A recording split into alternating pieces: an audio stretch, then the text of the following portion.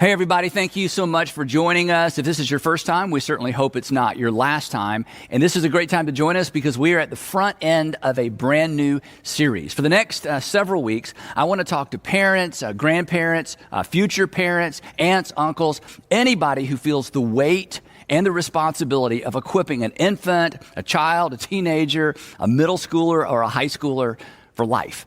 Today and for the next few weeks, I want to talk about parenting. Now, when Sandra and I talk to parents about parenting, she always says something that gets everybody's attention.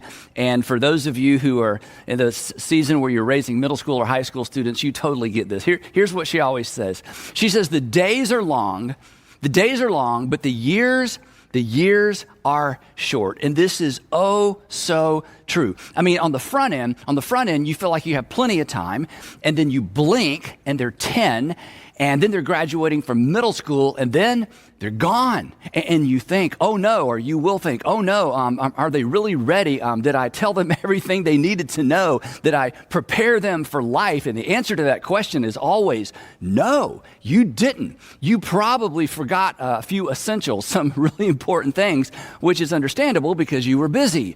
You were busy parenting. Now, like most first-time fathers and mothers, I will never, ever forget the terror, and that's the right word, the terror I felt when the nurse at the hospital, you'll remember this, some of you, closed our car door as she sent Sandra and me home with a baby by ourselves. What were they thinking? I knew what I was thinking. I was thinking, surely one of you is coming home with us. I mean, what if we do this wrong? And I think that's the first time that it dawned on me that just because I have a parent doesn't mean I know anything about being one. And maybe more to the point, just because I was a kid once doesn't mean I know anything about raising one. And so you'll remember this, some of you. So you're sitting in the car, the doors are closed, you don't know what you're doing. It's just terror. I think it's just terror. I mean, there's excitement, but there's terror. And the nurse,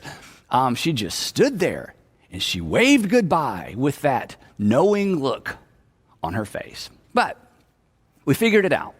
But we didn't figure it out on our own. Sandra and I were sponges, like many of you are. We were sponges for good parenting advice, whether it came from books or videos or friends or even experts.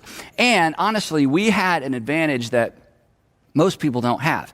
At the time, I was serving as the student pastor at our church, which meant I had the opportunity to oversee our middle school and high school students, which meant we had lots of interactions with parents of middle schoolers and high schoolers, that we had interaction with the parents. We saw great examples, and we saw what we considered some really bad examples. But when we saw parents who had a healthy relationship with their teenagers, we were not shy about inviting them to lunch. We wanted to know their game plan. We would say, we want your map. We want to know how you did it. How did you get them from the car seat to the driver's seat with the relationship intact? And the relationship was so important to us because, again, we'd seen so many parents undermine their relationship with their kids. And nobody does that on purpose. Nobody has a plan to undermine their relationship with their teenage or their adult kids, but we saw it over and over and over. And when we saw parents who got it right or who did it right, we wanted to know how they did it. And every time we would ask these parents for advice, they would just kind of look at each other and shrug, and they would say things like, we don't know, we just loved our kids. But we knew better. They had a map. They had an approach, they had some habits, but it was so intuitive to them, they couldn't verbalize it. But Sandra and I were students, and we were serious about figuring this out. And to some extent, we were afraid, right? Because we wanted to get it right. And here's what we noticed. Here are a few things that we noticed up front.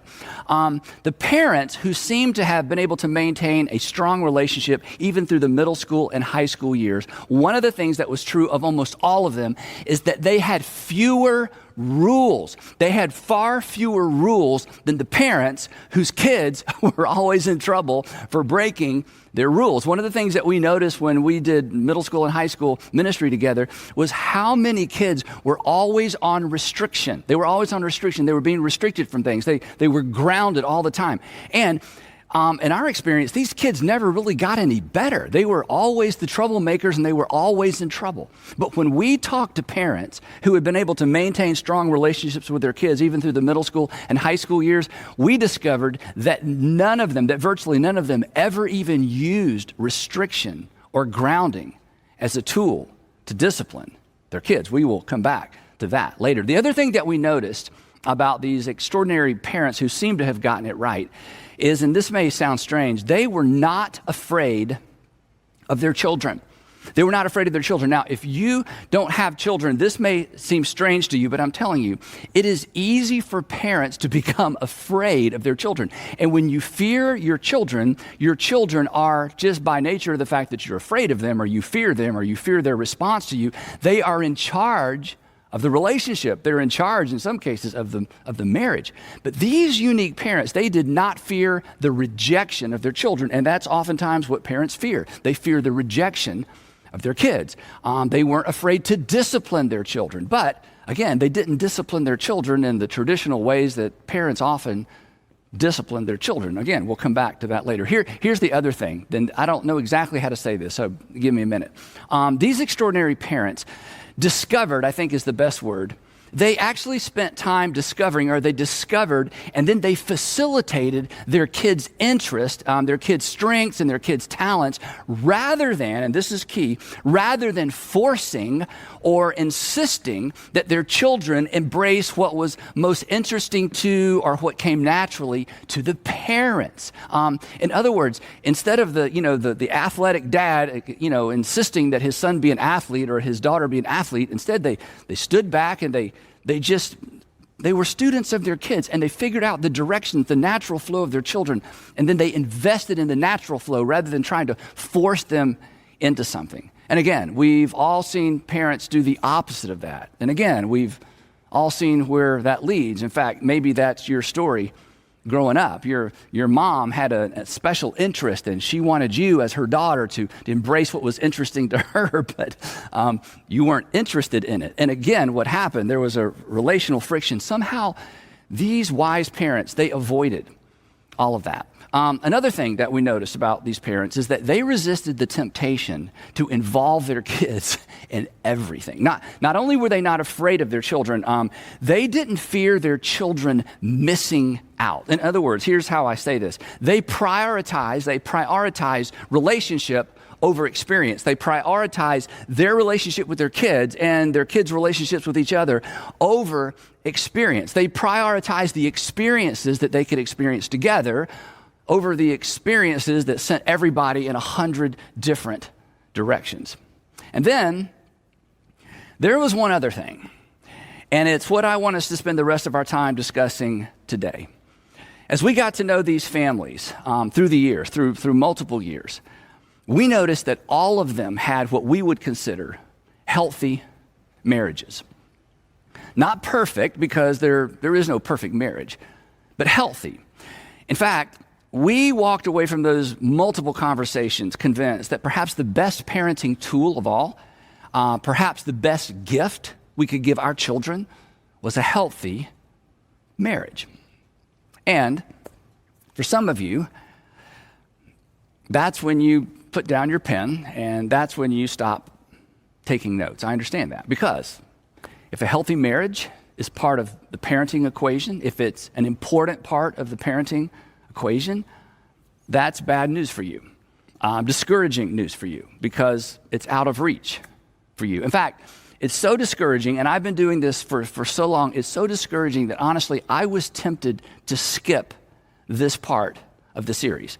As you can imagine, it would be easier to just leave marriage out of a conversation about parenting. And you know this, for years, there's been a push to do just that, to divorce parenting from marriage. And honestly, the parenting conversation is certainly easier, it's more comfortable, it's more politically correct if we just set aside the notion of the nuclear family, a phrase that we don't use that much anymore. The nuclear family is simply a father and a mother and children all living together under one roof.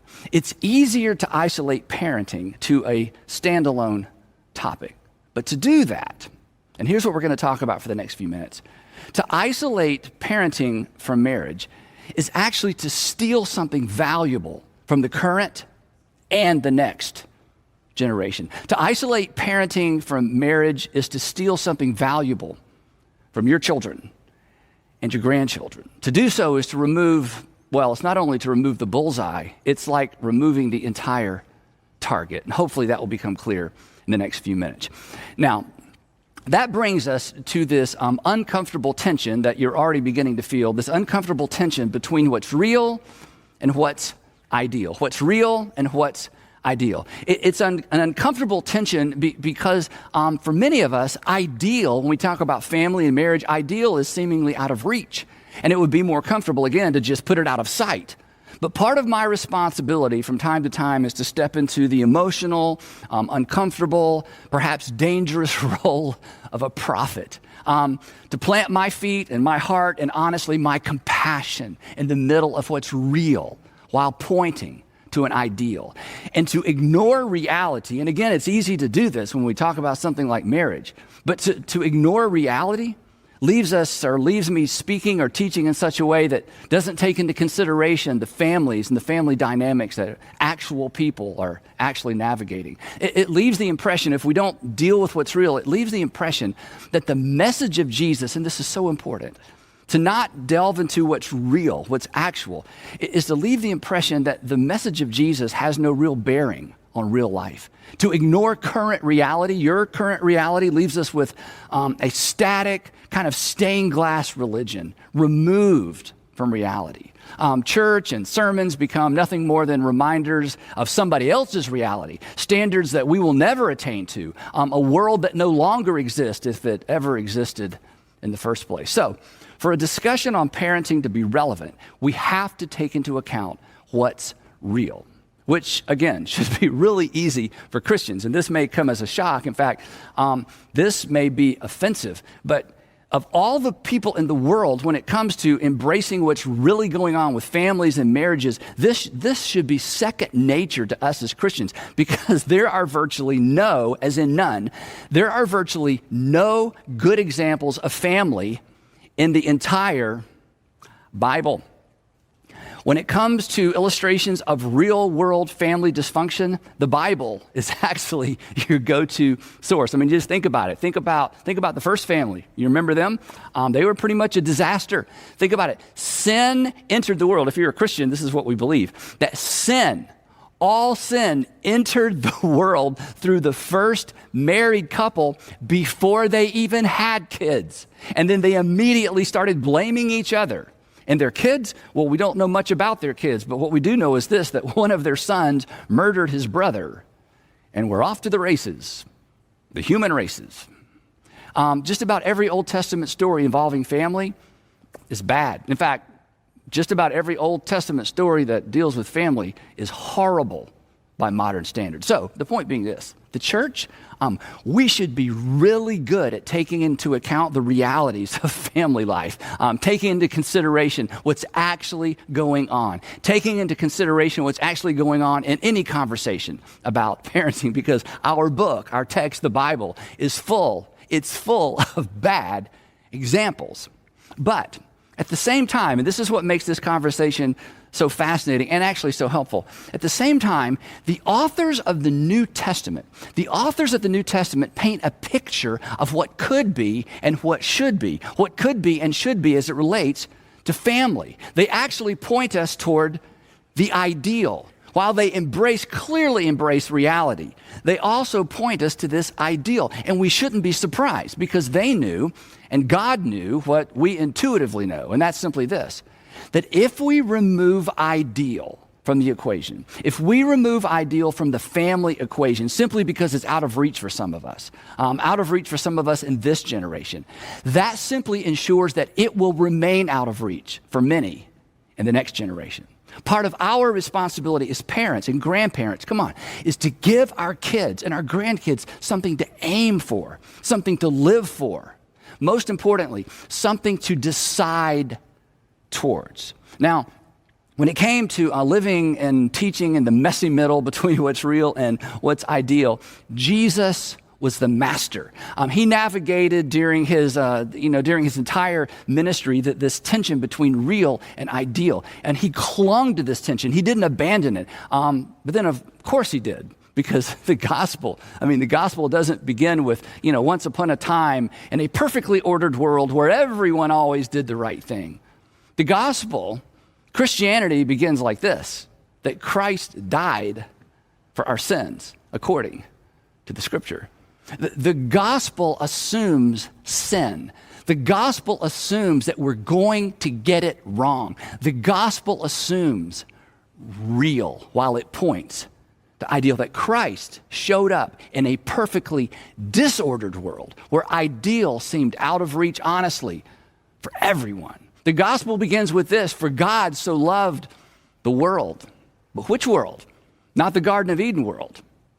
Our world, your world, my world, our broken, imperfect, less than ideal world. The tension between real and ideal was embedded within just about every single one of Jesus' parables. He would say things like this. He would say, the kingdom of God is like, and his disciples would say, yeah, but this isn't the kingdom of God. To which he would then smile and say, come to me, all who are weary and heavy laden, and I will give you rest. You will find rest for your souls. And then he would pivot, and once again, he would point to the ideal. He would say things like this: you have heard it said that you shall not commit adultery, to which his audience would always say, yes, we have heard that said. And Jesus would say, but I tell you, anyone who even looks at a woman lustfully has already committed adultery with her in his heart, to which they would say, we had not heard that part.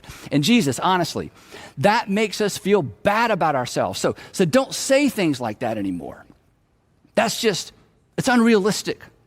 But he kept saying things like that. He consistently pointed beyond the lowest common denominator to the ideal. He gave people in his audience, he gives us something to aspire to.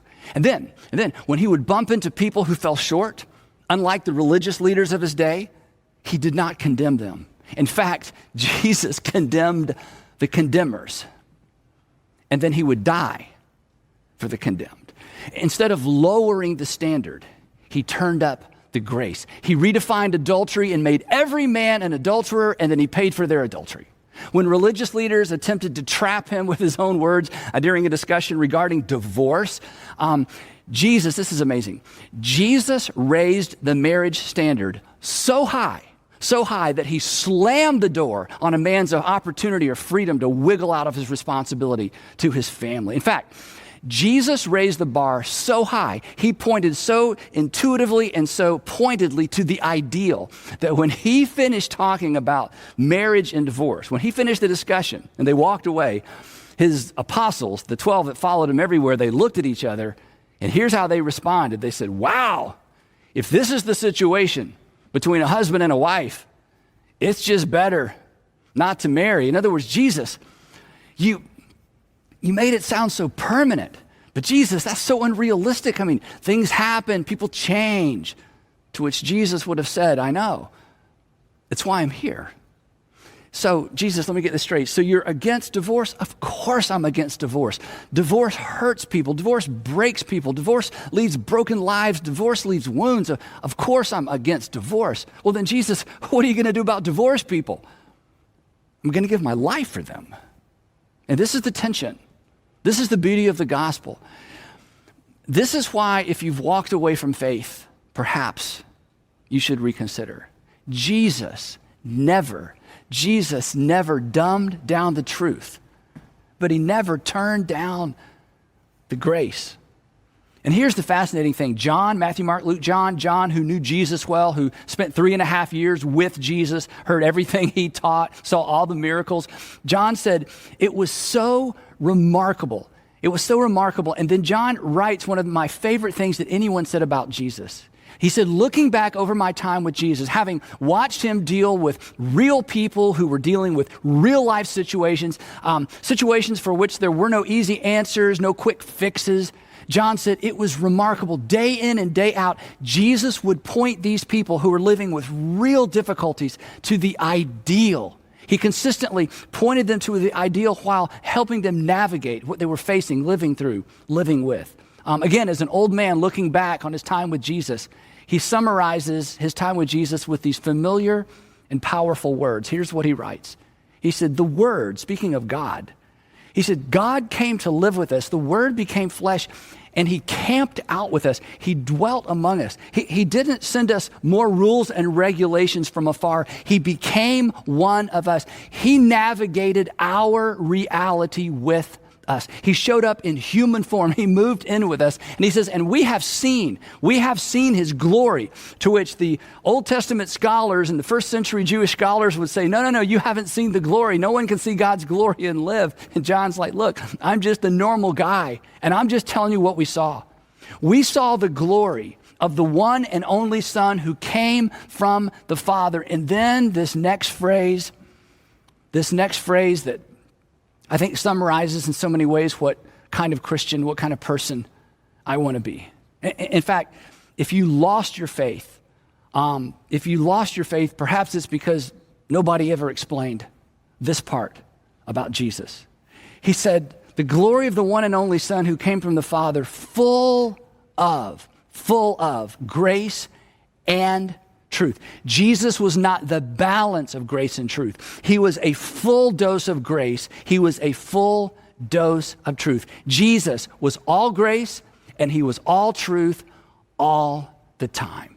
Again, he didn't dumb down the truth to make us feel better about ourselves, but he never turned down the grace. And again, that's the kind of Christian.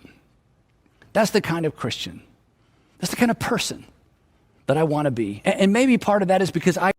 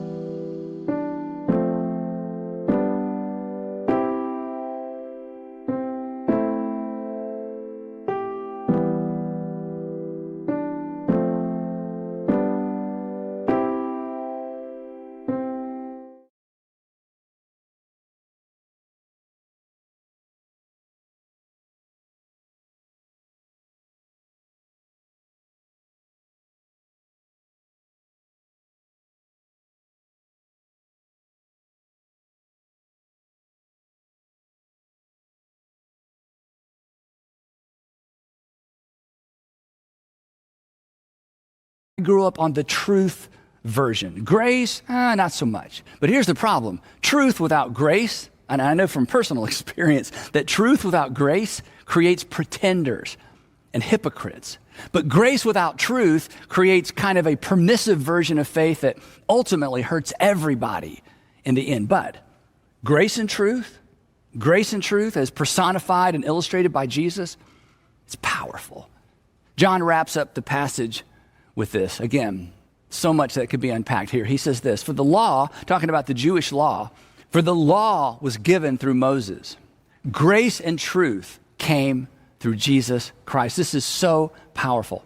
It was Jesus who first introduced this tension between grace and truth and then lived in it rather than leaning one way or the other. And here's the thing, as dynamic as this is and as inviting as this is a difficult thing to live out. And yet, it's what we have been called to live out as Christians, and it's what we've been called to model corporately. I mean, come on, the church is the body of Christ. And as his body, this is our responsibility. This is our role in culture. This is how we serve as conscience and comfort in our communities and in our nation. I mean, you know what the conscience does. A conscience from time to time makes us feel bad about ourselves. But a properly informed conscience is also what keeps us from losing our way, keeps us from losing our bearings. Our conscience tells us when we veered into dangerous territory. It reminds us that we're about to undermine our own future and the future of those who depend on us. So, back to parenting and marriage. Let's get maybe uncomfortably specific. Here's the ideal. Ideal is parents raising children together under one roof. Communities don't raise children. Parents raise children. Communities are simply the context for raising children. And in communities, whether they're rural, urban, or suburban, communities where the nuclear family is the exception rather than the rule, you know what happens. The government is forced to step in and help raise children. Local schools are forced to feed children. Agencies are created to protect children. We all know that.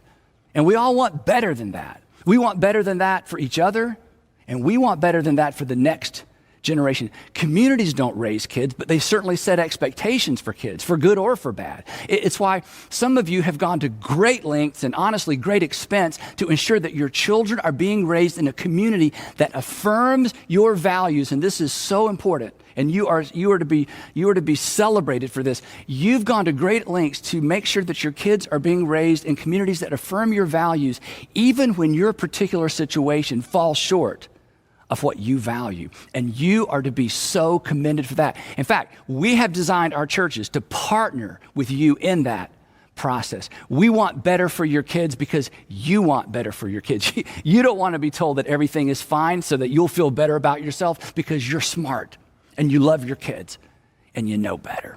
So, every once in a while, we all need to be reminded of what should be and what could be. Maybe not what can be for us, but what could and should be for our children. That's good parenting. Every once in a while, we all need to be coaxed back into the tension between what's real and what's ideal. So, when it comes to parenting, marriage matters. And any attempt to downplay the importance of marriage, to downplay its role, is just misguided. Not because of the dynamic it creates within a particular family, but because it robs children of an opportunity to aspire for and to decide toward the ideal. Now, I think, again, one of the reasons that I have so much energy around this is something that happened to me about 10 years ago. 10 years ago, I had a conversation that brought this entire dynamic into very, very sharp focus, this dynamic between real and ideal and marriage and parenting. Sandra and I met a gentleman named Rick. Actually, I met him first. Rick is about my age. His family situation growing up was extremely unhealthy, chaotic, and at times, he would say, dangerous. By the age of 13, Rick had had enough, and he was planning to run away from home. he told his uncle, who was disabled, he told his uncle what he was planning to do. And his uncle urged him, said, wait, let's talk about this. And his uncle explained to him that the state of Georgia, would help him, provide him with a place to live, predictable meals, a consistent roof over his head.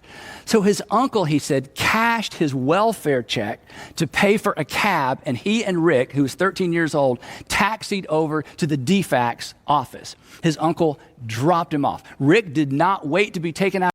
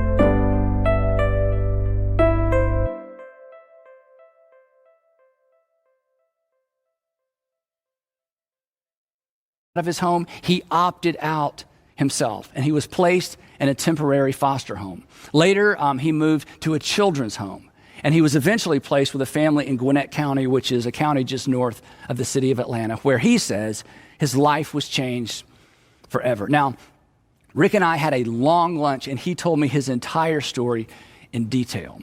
But toward the end of the story, he said something that honestly, it altered the trajectory of our family's life. He said this, he said, Andy, until I went to live with the Price family, the family in Gwinnett County, he said, until I went to live with that family, I had never seen a family sit around a table for dinner without arguing and screaming. He said, I'd never seen a man come home from work with a paycheck. He said, I'd never seen a father provide for his family. And he said, just seeing that was life-changing for me.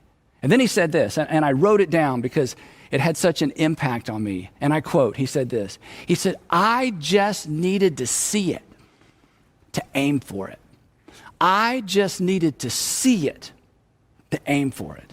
Once I saw it and experienced it, I knew what I wanted at 13 years old. I knew what I wanted. Until then, I didn't even know such a thing even existed. When I called Rick to get permission to share this part of his story, he got emotional all over again, just working through some of these details, explaining some of these details. And he said this, he said, Andy, he said, the thing is this, once you see it, you can't unsee it. Once you see it, you can't forget it. So after that initial lunch 10 years ago, I went home and I told Sandra Rick's entire story. And we agreed we could do that. We could give some kids a different picture of family, not a perfect family, not a perfect picture, but a picture that they may otherwise never see, never experience. In a few weeks or a few months with us in our household, perhaps we could provide a child with a picture, a potential that they didn't even know existed. And if we can do for even one child what the Price family did for Rick, wow. Now, as you know, from time to time, I encourage you to ask and answer this terrifying question, what breaks your heart? And as it turns out, kids growing up without a picture of what could and should be as it relates to marriage and family, well, that broke our hearts. So we became foster parents. As you know, there are tens of thousands of children who will not aim for ideal because they don't even know it exists. They've never seen it. They've never experienced it. They don't even know it's out there. So, and here's really the point of this opening session of this series.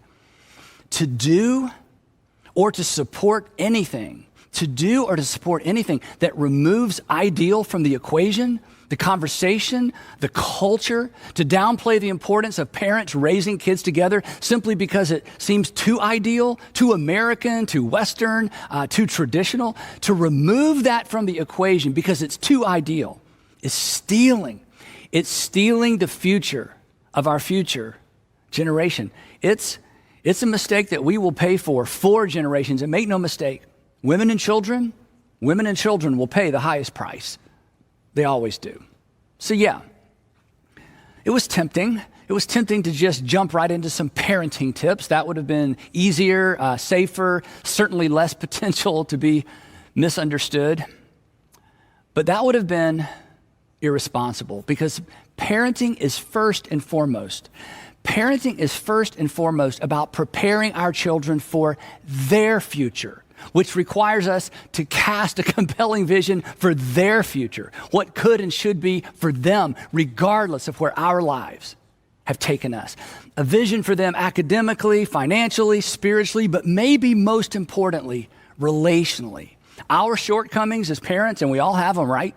Our shortcomings, if we leverage them wisely, can serve as a catalyst for our children to climb to heights that perhaps are out of reach for us. And if they do, that's a win. It's a win for them, and it's a win for us.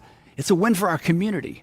So, while we navigate what's real, let's not give up on ideal. And let's instill a dream in the hearts and minds of this next generation that positions them to live better lives and perhaps make the world a better place. And let's resist. Let's resist the voices in culture that have the potential to steal the dream of family from our kids. There will always be a tension between what's real and what's ideal, and we dare not resolve it. To resolve it is to lose something. So when it comes to family, let's resolve not to resolve that tension. Let's live in it. Let's parent in it. Let's follow Jesus through it. After all, he came.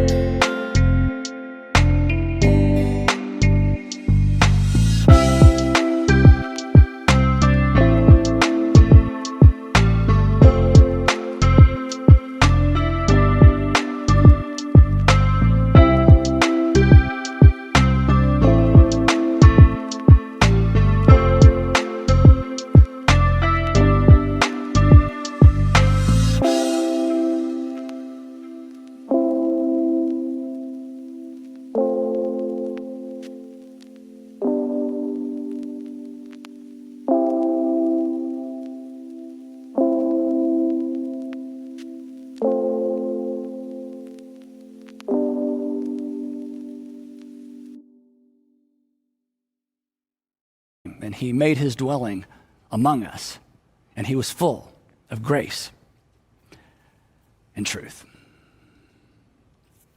Think about it, talk about it, argue about it, and we will pick up the discussion right there next time in part 2 of Parenting in the 21st Century.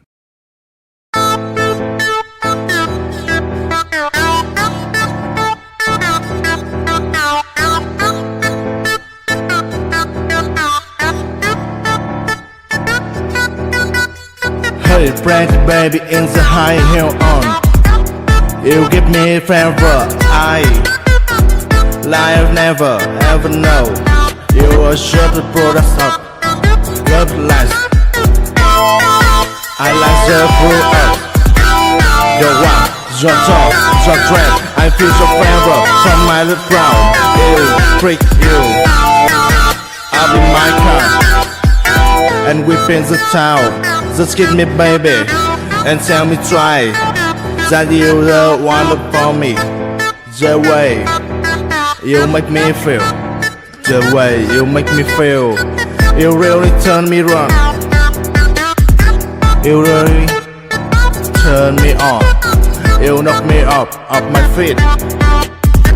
My lonely days are gone.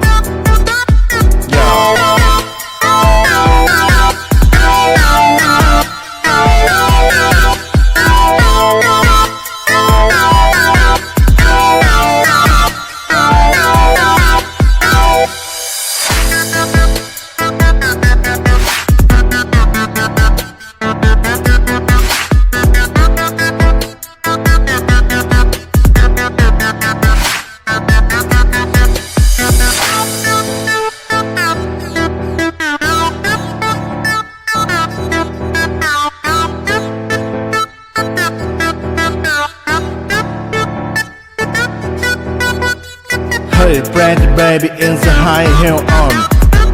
You give me favor, I life never ever know. You are sure to put us up, love last. I like the pull up, your walk, your talk, your dress. I feel so favor from my little crowd. You freak you, I'll be my car. And we in the town. Just give me baby and tell me try that you the one for me. The way you make me feel, the way you make me feel, you really turn me on. You really turn me on. You knock me up off my feet. My lonely days are gone.